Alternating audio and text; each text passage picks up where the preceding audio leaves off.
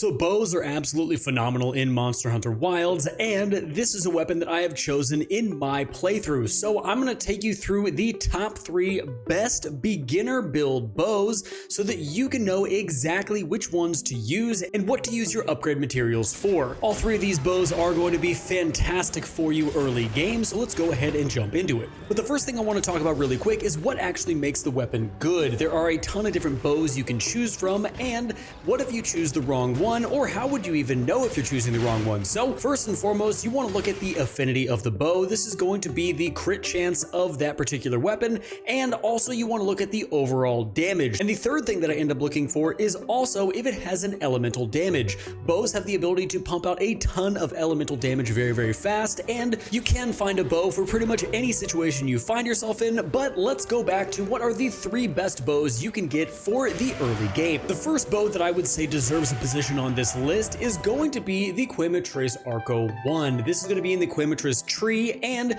the reason that this bow is so good is it's going to have 70 damage for its fire element. Now, the majority of the enemies you're going to be fighting early game are going to have a fire weakness to them, or fire is going to do a little bit more damage, so this definitely is a solid bow. You also are going to get a pretty good attack at 120, and you have a 5% affinity on it, which is going to pretty much mean you have a 5% crit. Now, this bow is pretty good until you start getting to enemies that are going to be immune to fire, but that's not going to come really until you get into the Oil Well Basin, which is a little bit into the game. I have found with my time with this weapon early on, it has been a lot of fun to use, and it also puts out a really decent amount of damage towards monsters. The other really great thing about it, obviously, is the fact that you can get it early game, and you can farm the monster that drops it really, really fast, because he's right outside of the base camp. In doing so, you'll be able to get all the materials that you need in order to start upgrading this bow quickly. The next really great thing about this bow is the fact that it's going to come with close range coating as well as exhaust coating. Exhaust coating is going to exhaust your monsters much faster, and it's going to be an absolute must for you, especially to get on those hunts quickly and to get them over with fast. And lastly, this bow is going to have the focus skill on it, which is going to increase the fill rate for weapons with gauges and the charge rate for weapons with charged attacks.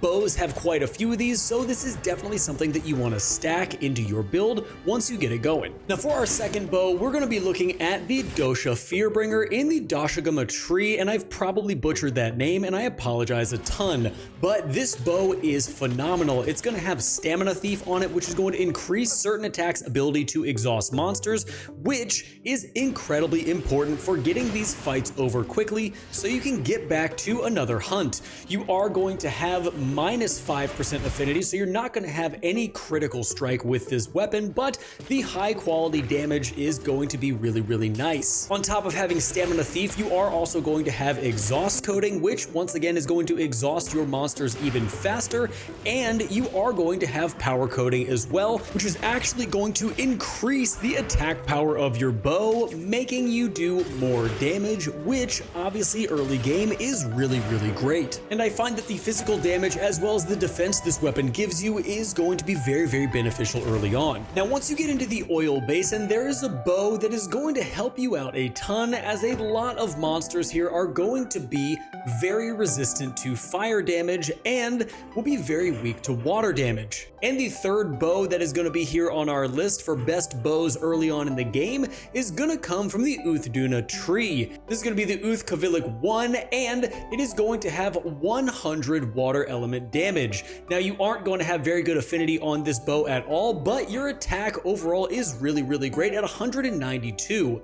Now, the other great thing about this bow is the fact that you are going to have Pierce Coating. Pierce Coating is going to do extra damage to armored enemies, and that is super nice considering armored enemies can take a long time to take out if you don't have any type of pierce damage. This bow is also going to have the Tetrad shot, which is going to increase the affinity of bowgun ammo and coatings from the 4th shot and attack of the 4th and 6th shots. Basically what this means is after certain conditions are met within a fight, this is going to increase the attack power and affinity of ammo after certain conditions are met, so special ammo will do a lot more damage. Now those are the top 3 bows I think would be very beneficial for you to use early on in Monster Hunter Wilds. Now I am going to give you a 4th bow as an honorable mention, and it is the current bow that I am using right now. This bow is going to come from the Raydao tree, and it's the Ray Perconis. This bow is really fun to use. It has excellent damage, and it's also going to have 90 thunder element on it. This element is going to cause monsters to be more susceptible to stun attacks.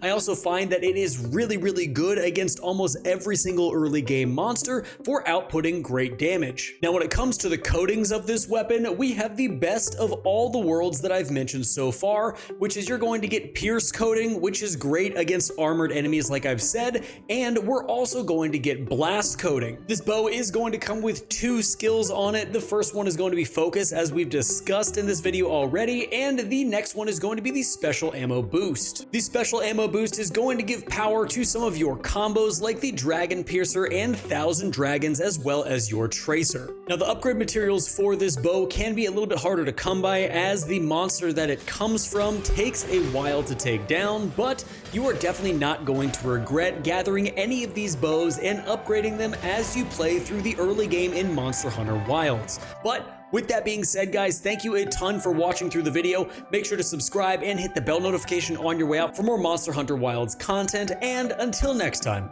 stay safe, enjoy the game, and I'll see you in the next one.